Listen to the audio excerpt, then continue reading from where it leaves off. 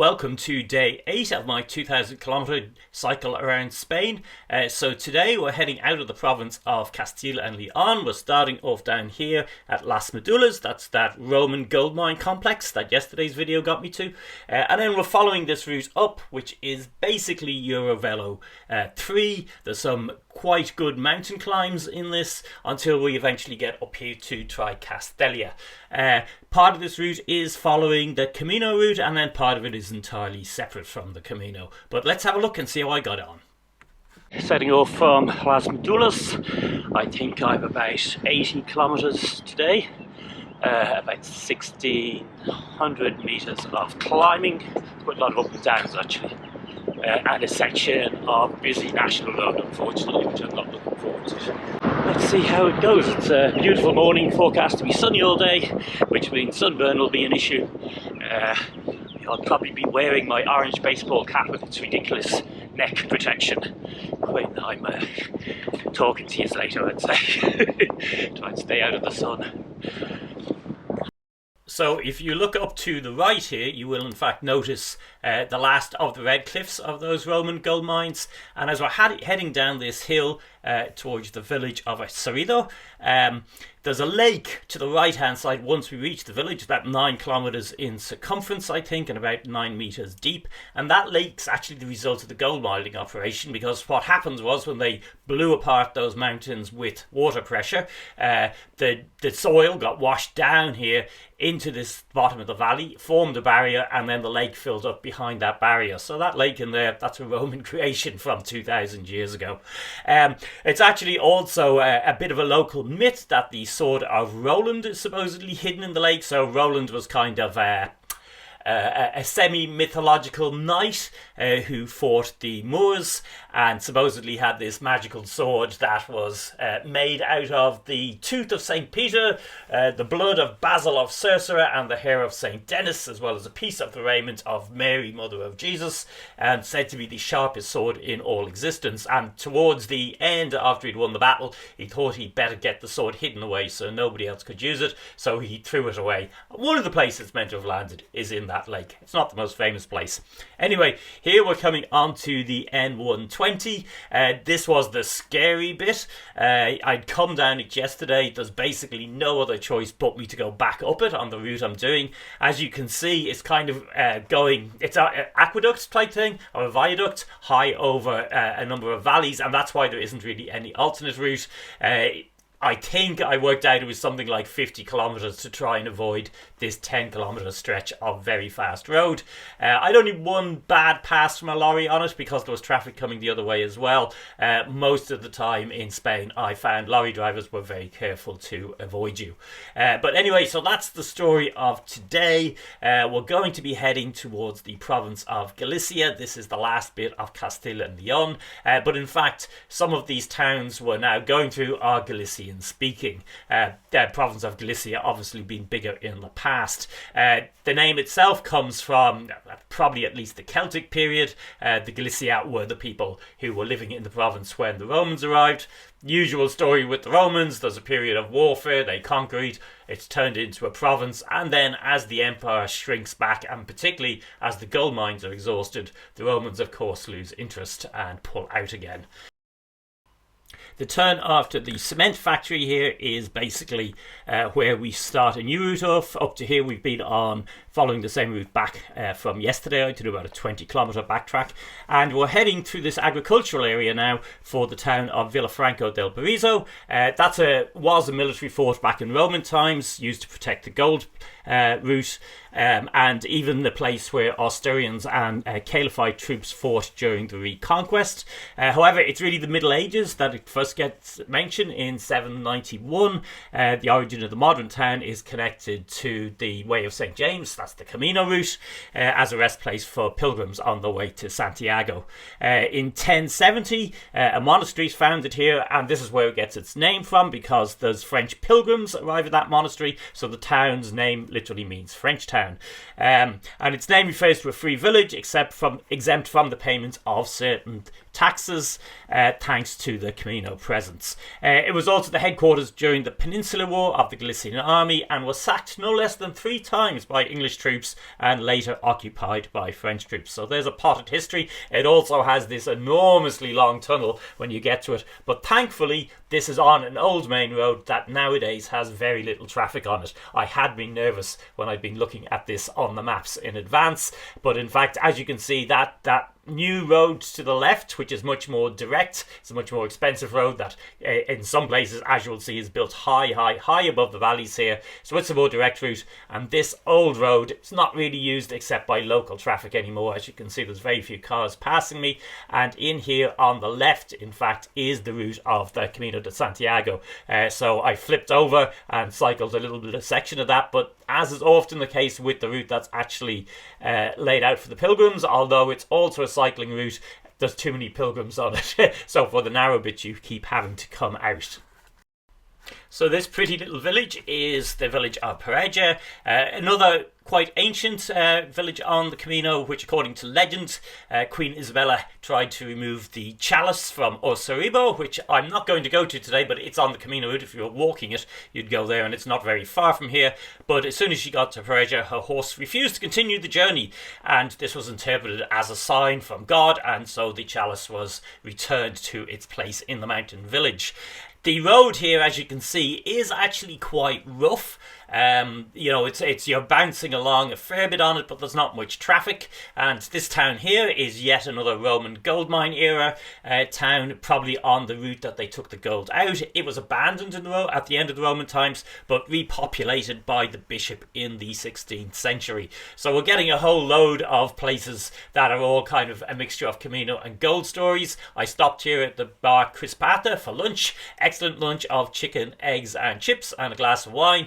Spotted a few more cyclists, but no touring cyclists. And actually, interestingly, this whole section of the route, I don't remember coming across any touring cyclists at all. We'll see if we spot any in the video as we're going through.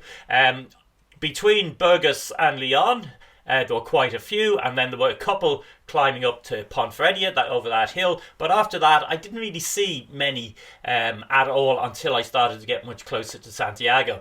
Now, I don't know if that's because people are skipping the big mountain ascents that are in this region, but if so, I would urge you not to do that, because actually the mountains are very impressive. And as you'll see today, I really enjoyed the view, even the view underneath the modern road. I think this is actually a pee break. So I've come down from the mountains, going down through this river valley, and now we're going to be climbing up the other side again, and this is where we're going to be entering into Galicia as we're coming up through this valley of the Vasel, valley of the prison, so named because of its route. And we're heading for the town of Ambas Matas, which is named because it's the meeting point of 2 rivers. The town name literally means 2 rivers. That's the A6 highway, by the way, we're seeing way above us, and that A6 highway is connecting Madrid with A Coruña on the Galician coast. So it's going right from the centre and crossing over. Again, there was a Roman bridge here over the River Bilbao, but that is now gone.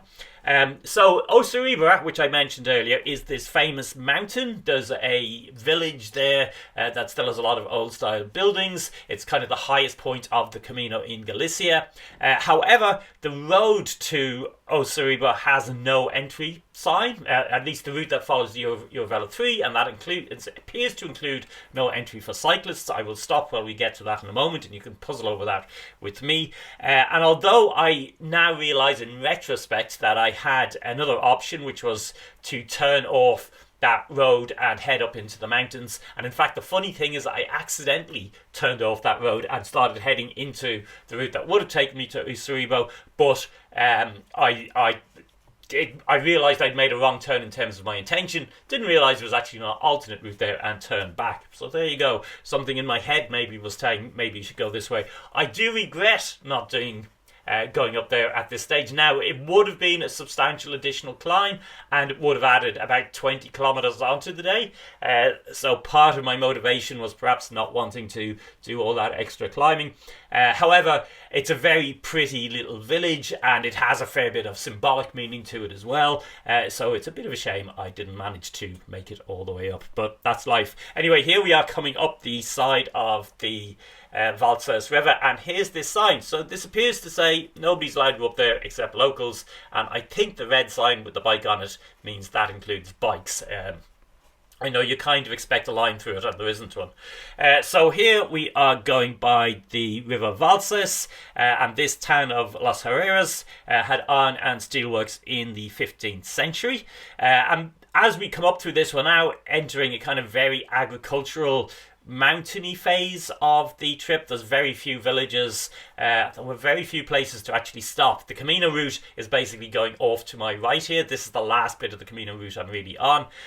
So if you are doing that, you probably want to make sure you're stocked up with water and you have at least some food with you, because it's about, I think it's about 25 to 30 kilometers of cycling here, and it's this sort of steep hill cycling quite often before you get to some of the rejoin the Camino route essentially, and there are then some bars and restaurants before that final descent into Triacastela. So today's cycle is all about these ascents and descents. They're really impressive. They were pretty tough work, but quite enjoyable as well with that. And here's the one where I'm about to make the wrong turn off to my right here, and that's the road that if I'd stuck on it would possibly have brought me all the way up to Cerebro. When I look at it on the map, there is a bit where it appears to thin, and that could be off track, so I'm not sure about it. In case you're tempted to take that EV3 route further back, I've looked at the map since, and basically the actual road networks don't connect through, and there's what looks, this is the wrong turn, and there's what looks like a 3-kilometer section where it's off-road on quite steep slopes alongside that motorway, like maybe 200 meters back from it. I do wonder if this is one of these cases where perhaps there's been some sort of landslide or collapse, so that's why it's saying no entry to cyclists, because if you do go then about 10 kilometers along that route, you hit a dead end. If anybody has cycled that recently, perhaps they could post a comment and confirm if that is the case or is not the case. So if you're thinking about it and you're wondering about it, check the comments below and see if anybody has informed us on that. So next we're coming up to the town of Fabia, and this is, small village of Fabia, and this is where the Camino route splits off. It turns off on the right, and there's what looks like it's probably a dirt track that then has quite a steep climb up to Cerebra. I suspect that's not passable on a bicycle, so it probably isn't something you should attempt unless you've got a kind of touring mountain bike setup with fancy suspension. I know about those now because of the recent review I did. Have a look in the archive of videos for that. This is the stage where you're off that Camino route. There's a couple of very small villages. I don't think I saw a shop, a pub, a cafe, or anything. It's probably a bad place to have a breakdown from that point of view as well, unless it's something you can fix yourself. But as you can see, it is a stunning landscape. Lots of these woodlands. I think a lot of these are oak. And then the occasional field with cows in it. And again, some of these cows are wearing cowbells. I don't think I stopped and recorded any this time, but if you go right back to the video I recorded on day 2 of the trip, I did record some of that cowbell sound as we were coming out of the mountains in the Basque country. If I remember this correctly, you're basically talking about 3 big climbs during this just up to passes, and the first of these passes is going to be Alto de San Roque, which is at 1260 meters. That's where we rejoin the Camino route. So the Camino route is it's gone off to the right here, the other side of this set of hills, and then it's going to twist around, and we're going to rejoin it at Alto de San Roque. Not quite sure the pronouncement of that, and that has this great statue on top, which is considered to be one of the most spectacular of the entire French route. created by an artist called Jose Maria Acuña, and it represents a pilgrim from the Middle Ages fighting against the inclemency of the weather. And yes, while this was a pleasant day in May, while I'm making my way up here, I can just imagine what it might be like if you were trying to follow this route in December or January. I know certainly O Cerebro is quite famous because it gets a lot of snow, and the ridge where the statue is extremely exposed. The view down from it is quite spectacular, so I can imagine you'd be getting blown around all over the place. I was lucky with this stretch actually because the weather did remain good. I'd had some bad rain in the last couple of days in crossing the plains from Burgos to Leon, and a little bit of rain 2 days ago when I was trying and failing to get up to the Celtic forts. But for this actual stretch, this was just a kind of glorious sunny day. As you'll see, tomorrow I'm going to have some amusingly heavy fog. It felt very much like being back in Ireland, sort of getting that Atlantic fog. And of course, Galicia does have a very similar climate to Ireland. So somewhere around here is the point we're crossing into Galicia. I'm not sure if that's actually the top of the ridge or it's somewhere else in between, but basically this is Galicia we're about to come into now. So Galicia has been inhabited for a very long period of time, right back to the Middle Paleolithic, in fact. And as we'll see in a moment, Triacastela was probably the oldest bit that was inhabited. So as we've already covered the Celts, and then we have the Romans, and then around 1410, as the Romans pull out, the Germanic Suebi establish a kingdom with its capital in Braga. That's later incorporated into that of the Visigoths in 585, and in 711 the Islamic Umayyad Caliphate occupies the area, conquering the Visigoth kingdom. But that's around 718. But Galicia becomes incorporated into the Christian kingdom of Asturias in 740. So basically, its location up in that northwest corner of Spain meant you've an awful lot of change in quite a short period of time. A sign back there says the name of the pass. I think it's 1270 metres, so not the highest point of the trip so far, it's the second highest, and I think I'm about to do another pass which is very slightly higher. Today is all about ascent, about 80 kilometres, but about 1600 metres of climbing, which is quite a lot. I just changed the battery there at 60 kilometres after 1100 metres. But let's have a look and get back on the road. So Galicia is not as mountainous as the provinces to the northeast of it, so it's probably suitable that I've reached this high point and now we're going to be descending to Triacastela. Well, one more pass to go in fact. But it is very hilly, it is mountainous. You'll see that as I'm coming along the coast. The coastline is very crenellated. There's lots of rias, as they're called, which are kind of long inlets. So this is very typical of the landscape we're going to be seeing over the next days. There's a lot of cattle rearing, so that's quite common once you're away from the big towns. There's pastoral scenes like this. This, by the way, is the second pass coming up here. So climbing up once more and then plunging down. And yeah, so this is kind of typical of the landscape we're going to be looking at in the next week or so of travel. So second nearby pass at 1370, so that's the second highest of the trip. The previous one was the second highest but got passed in a few kilometres, and over the huge cross on top was the highest so far, I think. Here again, the cycle route splits off from the Camino route, that is going off to the right there again, as I'm beginning the final descent down towards Triacastela. I think there's one more climb again, but the pass on this one isn't as high as the previous ones, and again, we're getting to see this landscape. If you haven't yet given this video a like, then please do. If you want to see the rest of my adventures, be sure to subscribe. I've still about another 15 days to go on this. And the other thing I would say to you is if you want to follow future adventures live as I'm doing it, do give my Instagram account a follow. That's also Ebike Touring Life, because basically as I stop at the side of the road and take pictures, and you'll see occasional breaks in the footage here as I'm doing that, I'm posting those to Instagram so people can follow me pretty much immediately as I'm doing them. The YouTube, it takes a while to edit these these together, and in this case this is about 2.5 months after I've done that trip. Anyway, Triacastela is the first major town. Oh, it's not really a major town, it's 1,000 people on the French way on the Camino, so we join the Camino again as we get down there. It gets a lot of pilgrims every year, apparently, and there's several places to stay in it. There's a bit of a debate about where the name Three Castles comes from.